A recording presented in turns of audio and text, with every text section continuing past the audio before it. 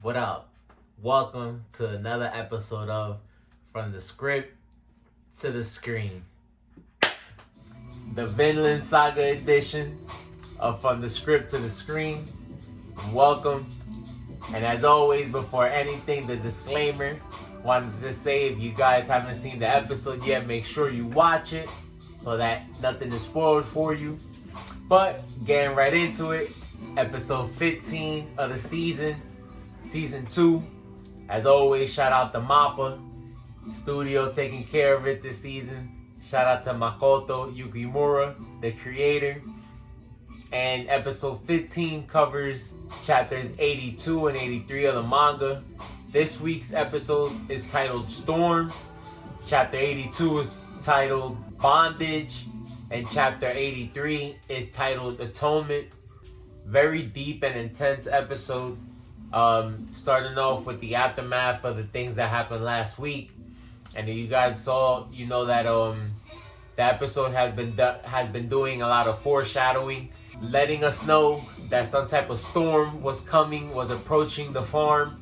And even though the beginning of the season, everything started out pretty slow and made it seem like we were just going to be farmers for the season, as you guys could see, due to certain events, there's a lot of things now that are happening on the farm. A lot of violence out of nowhere, making the title of the episode appropriate. Now, the reason why I say the episode was intense is because we saw from last week, out of nowhere, Arnhild's husband popped up on the farm, trying to say that he was looking for her, wanted to take her off the farm. We all know that Arnhild is Master Catil's, the owner of the farm's favorite mistress, I guess you could say, so that there's no way these farm hands are supposed to let him get away with her, right? We see that her husband was captured, and even though Arnhild tried to tell Irnir and Thorfinn to stay out the way, again, like the title of the episode, let the storm pass by. We know that this is a person that she had a previous life with before she became a slave and was forced to work on this farm. She had a child and was married to this person, so of course she still has some type of feelings for him. Wants to, I guess you could say, make sure that he's as comfortable as possible. But again, why I say intense is because even though she went in there with innocent intentions, due to her decisions, more chaos was created on the farm. And so now I feel like her rash decisions led to problems for everybody involved. The part that I enjoyed seeing this week was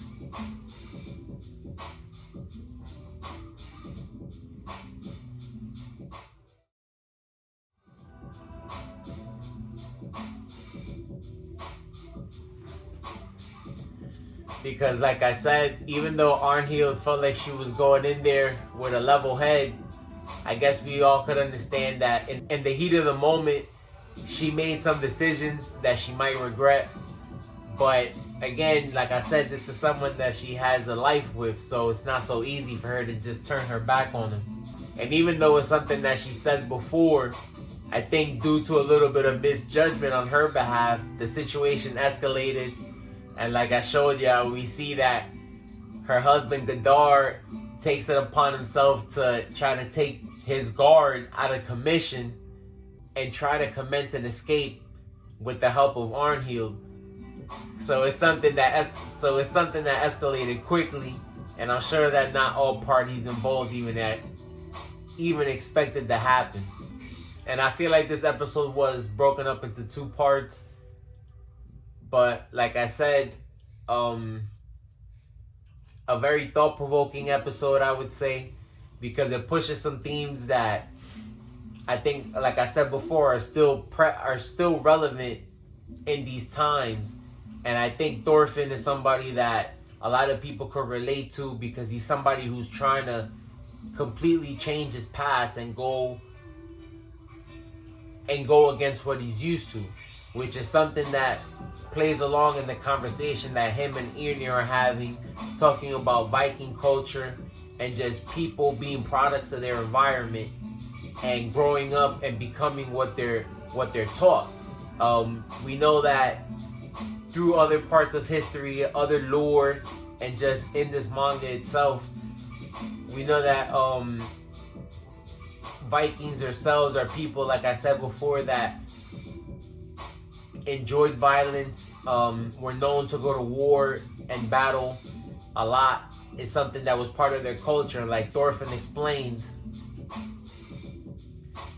being strong was respected in Viking culture, and being weak and being cowardly is something that was frowned upon, and which is something that would lead to slavery, I would say imprisonment and things like that. Things that Thorfinn and Irnir feel like they want to take away from the world, because led to situations like what's happening on the farm. Broken families and people just not being where they want to be. And why I say it's deep, because we know Thorfinn is somebody that's been on both sides. And just like his father, if you think back to the beginning of the series, he's a Viking that, again, turned his back on this violence, wanted to show his kids a different way. We know that he was just a farmer and was trying to go away from this.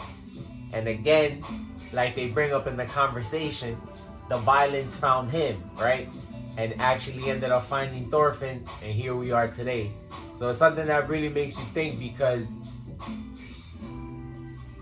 again, people do become products of their environment. And can you really blame somebody for becoming what they've known since they were a child?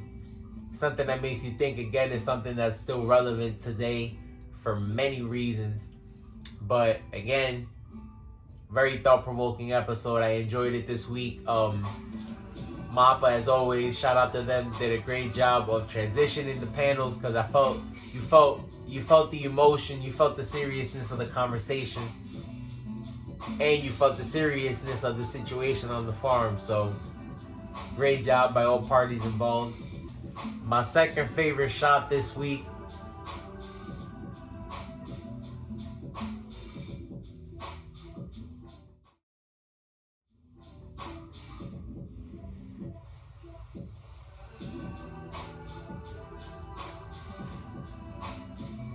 again, just great conversation between Thorfinn and Irnir.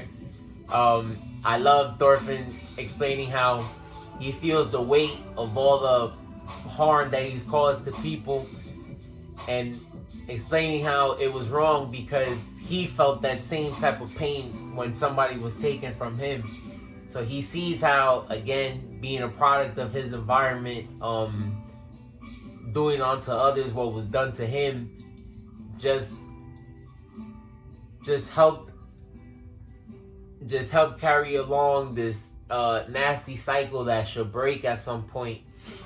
He talks about how he wants to atone and just try to bring prosperity and breathe life into anything that he can, try to help build with the hands that he's helped destroy so many things and so many people. So loved it. Loved the contrast between the two characters and just where we are so far.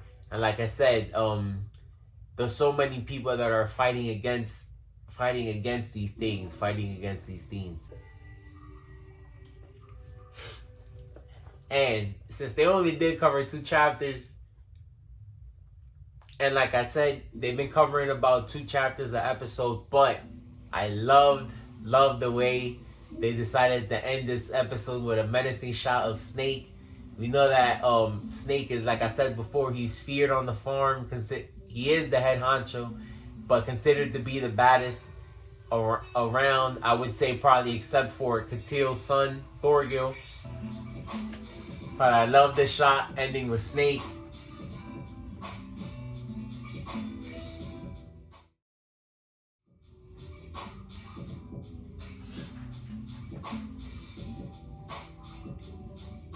It's the cover panel for chapter 84, which is what they'll be starting us off with next week. But again, love the shot. Can't wait to see what happens next week. As always, let me know what y'all think. Peace.